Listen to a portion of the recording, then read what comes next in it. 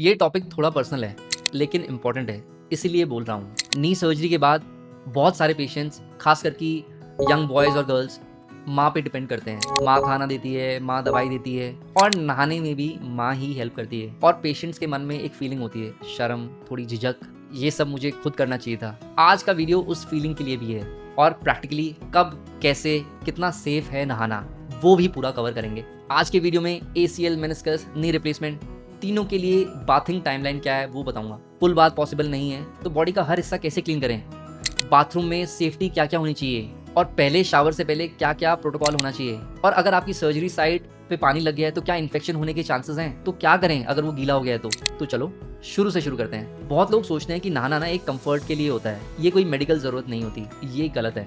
और यहाँ तक कि मेरी दादी जी खुद कहती थी कि खाना खाने के बाद आप पछता सकते हो बट नहाने के बाद आप नहीं पछता सकते। नी सर्जरी के बाद बॉडी में क्या होता है चलो समझते हैं। स्किन में बैक्टीरिया नेचुरली रहते हैं हमेशा, और सर्जरी के बाद इम्यून सिस्टम बिजी होता है आपकी हीलिंग करने में।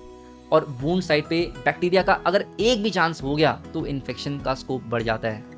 और जो पसीना है, खासकर कि इंडियन समर में, ये बैक्टीरिया का एक ब्रीडिंग ग्राउंड है। और यहाँ तक कि आपके बगल में और ग्रॉइन रीजन और अंडर आर्मपिट्स में फंगल इन्फेक्शन के चांसेस होते हैं। 2021 की जर्नल ऑफ हॉस्पिटल इन्फेक्शन की एक इंडियन मल्टी सेंटर स्टडी ने यह बताया कि स्किन हाइजीन कंप्लायंस ने सर्जिकल साइट इन्फेक्शन रिस्क 28% कम कर दिया। मतलब आपके इन्फेक्शन का रिस्क 28% कम हो गया सर्जरी के बाद, सिर्फ आपकी अच्छी हाइजीन मेंटेन करने की वजह से। और एक और रीजन बताऊं जो आप नहीं मानोगे, वो है मेंटल हेल्थ। साफ रहने से आपको एक लेवल ऑफ डिग्निटी फील होता है जो रिकवरी को जेन्युइनली बेटर और फास्टर बनाती है। 2022 की रिहैबिलिटेशन साइकोलॉजी की एक स्टडी कहती है कि पर्सनल हाइजीन रूटीन फॉलो करने वाले पेशेंट्स में 31% लोअर डिप्रेशन स्कोर्स थे और 24% बेटर फिजियोथेरेपी कंप्लायंस थे। मतलब 31% तो डिप्रेशन कम हुआ और 24% फिजियोथेरेपी करने का उनका कंप्लायंस बेटर हुआ। तो नहाना सिर्फ साफ होने के लिए नहीं है, वो ठीक होने के लिए भी उतना ही जरूरी है। पहले ये समझते हैं कि नहाने के 3 टाइप्स हैं जो आपको सर्जरी के बाद फॉलो करने हैं। टाइप 1 स्पॉन्ज बाथ, मतलब एक गीले कपड़े से सिर्फ आप अपनी बॉडी को मॉप कर सकते हैं बट सिर्फ वुंड के पास या सर्जिकल साइट के पास आपको नहीं जाना है। ये आपको सबसे पहले अलाउ करते हैं। फिर होता है टाइप 2 जिसमें आप शावर ले सकते हो बट अपनी सर्जिकल साइट को कवर करके। वाटरप्रूफ ड्रेसिंग लगाओ या आजकल प्लास्टिक बैग्स आ रहे हैं जो पूरी की पूरी पैर को कवर कर देते हैं। और टाइप 3 मतलब पूरा खुल के नहा सकते हो शावर के नीचे बिना किसी रोक टोक के।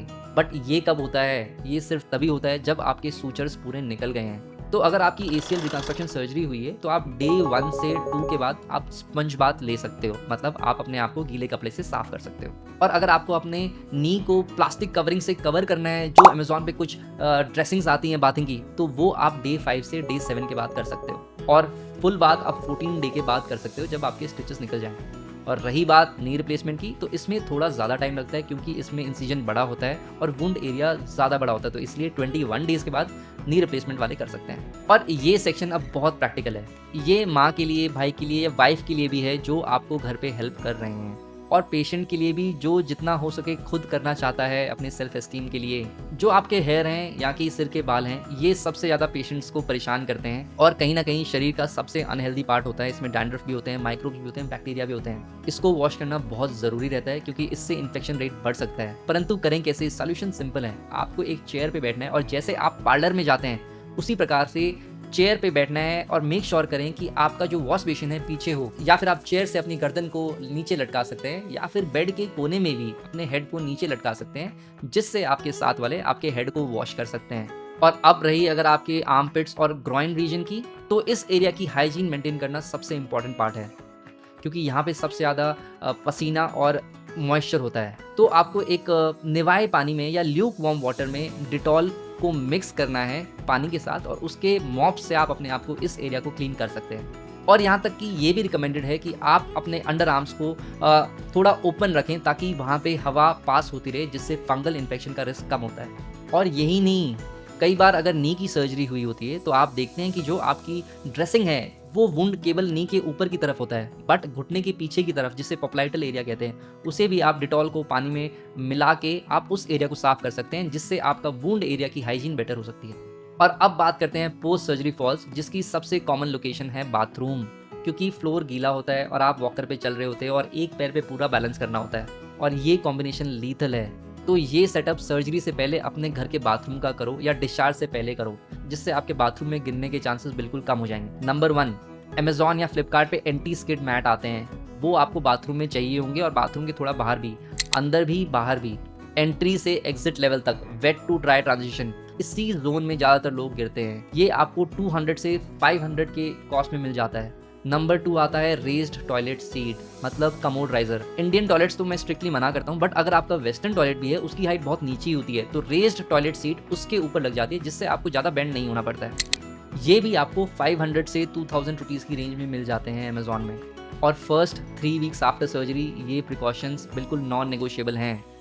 और अब सबसे बड़ी बात, नाइट लाइट, मतलब आपको अपने बाथरूम में नाइट लाइट ज़रूर लगवानी है। मेक श्योर करना कि आपका जो वॉकर है वो आपके बेड साइड हो और आप उस वॉकर को लेके बाथरूम में जाएं, बाथरूम का दरवाज़ा बड़ा हो, उसमें वॉकर इजीली जा सके। बैसाखी या क्रचेस आपको लेके नहीं जानी है, क्योंकि उनके स्लिप होने के ज़्यादा चांसेस होते हैं। क्योंकि वॉकर ज़्यादा बेटर इसलिए होता है क्योंकि उसकी 4 लेग्स है और बेटर स्टेबिलिटी प्रोवाइड करता है। और क्योंकि हम बात कर ही रहे हैं, तो शावर कौन सा यूज़ करना है दोस्तों? 2 टाइप के शावर होते हैं, एक तो जो वॉल माउंटेड या सीलिंग माउंटेड है, एक दूसरा होता है हैंड हेल्ड शावर हेड, मतलब आप उसको हाथ में पकड़ के अपने आप यूज कर सकते हैं, स्पेसिफिकली जिस पार्ट को आप शावर करना चाहते हैं। और हाँ, अपने बाथरूम में पहले से ही आप एक प्लास्टिक चेयर रख सकते हैं जिस पे आप बैठ के शावर कर सकते हैं, या फिर एक प्लास्टिक स्टूल रख सकते हैं। अगर आप उस चेयर पे बैठे हैं तो आपकी जो लेग है उस स्टूल पे आप रख सकते हैं। और अब बताते हैं कि पहला शावर आपको कैसे लेना है safely. Step number 1, bathroom setup check, जिसमें आपको एंटी स्किड मैट होगा, नाइट लाइट होगी, आपकी प्लास्टिक चेयर अंदर होगी और बाथरूम का दरवाज़ा लंबा होगा ताकि आपका वॉकर जा सके। स्टेप नंबर 2, आपकी ड्रेसिंग जो होगी वो वाटरप्रूफ होगी और उसके साथ साथ आप उसके ऊपर भी कोई प्लास्टिक शीट लगा सकते हैं अगर आपको फर्स्ट शावर लेना है। और स्टेप नंबर 3, जब आप फर्स्ट टाइम शावर ले रहे हो, कोई ना कोई आपके साथ बाथरूम में ज़रूर हो।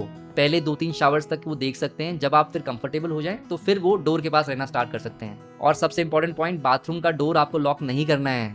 स्टेप नंबर 4, प्लास्टिक चेयर पे आपको बैठना है, खड़े होकर शावर लेने की गलती मत करना। स्टेप नंबर 5, पानी ज़्यादा ठंडा या ज़्यादा गर्म नहीं होना चाहिए, ल्यूक वार्म वाटर या निवाया पानी ही होना चाहिए, क्योंकि ज़्यादा ठंडा पानी होगा तो उससे बीपी ड्रॉप हो सकता है, और अगर ज़्यादा गर्म पानी होगा तो उससे वैसोडाइलेशन की वजह से स्वेलिंग बढ़ सकती है। स्टेप नंबर 6, वुंड पे डायरेक्टली पानी मत जाने देना। हैंड हेल्ड शावर से उसे कंट्रोल करो कि आपको कहाँ पानी डालना है, और अगर वुंड पे पानी चला जाए तो उसे इमीडिएटली ड्राई पैड करो, वुंड को डायरेक्टली मत रब करना।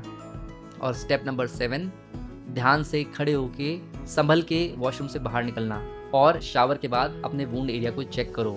अगर वुंड एक्सीडेंटली वेट हो गया है तो घबराओ मत, तुरंत उसे ड्राई करो, क्लीन करो और ड्रेसिंग चेंज कर लो किसी को बुला के, और अकेले जज मत करो कि ये ठीक है या नहीं है। और कोई भी क्रीम या ऑयल, हल्दी, कोकोनट ऑयल, ये सब तो वुंड पे बिल्कुल मत लगाना, ये इन्फेक्शन का डायरेक्ट इन्विटेशन है। मैं आपसे ऑनेस्ट रहना चाहता हूँ और इसीलिए मैं ये वीडियोस बनाता हूँ। नी सर्जरी के बाद जो फीलिंग सबसे मुश्किल होती है वो दर्द की नहीं होती है, वो होती है डिग्निटी के लॉस की। मतलब कि खुद से काम नहीं कर पाना या खुद से नहीं नहा पाना, माँ से हेल्प मांगना, एक ग्रोन अप एडल्ट होने के बावजूद, ये फीलिंग बहुत रियल है और ये बहुत हैवी होती है। लेकिन मैं आपको एक चीज़ बोलूँगा, जो माँ, भाई, बहन या वाइफ आपके लिए कर रही है वो सेवा नहीं कर रही है, वो आपको ठीक कर रही है, आपको अगले बैटल्स के लिए प्रिपेयर कर रही है। और आपका काम ये नहीं कि आप बार बार सोच के गिल्ट में जाएं, बस आपका ये काम है कि आप अच्छे से हील करो, बाकी सब माँ संभाल लेगी। और एक बात, ये टाइम केवल कुछ दिन का है, 2 हफ्ते, 3 हफ्ते, 1 महीना, 6 महीने, और फिर तुम खुद खड़े होकर अपने सारे काम कर पाओगे, खुद ड्राइव कर पाओगे, खुद नहा पाओगे और पहले जैसा लाइफ नॉर्मल हो जाएगा और आप उससे भी स्ट्रॉन्ग रिटर्न करेंगे। अभी का ये वक्त बस टेम्पररी है, बस तुम्हारी रिकवरी परमानेंट है। अगर आपके या आपके फ्रेंड्स की कोई भी नी इंजरी या स्पोर्ट्स इंजरी है तो मुझे स्क्रीन पे दिए हुए नंबर पे ज़रूर रीच आउट करें, मैं ज़रूर आपकी हेल्प आउट करूँगा, जैसे हमने 3000 से ज़्यादा पेशेंट्स को हेल्प करके बैक टू स्पोर्ट्स और बैक टू फील्ड्स करा है। Thank you so much.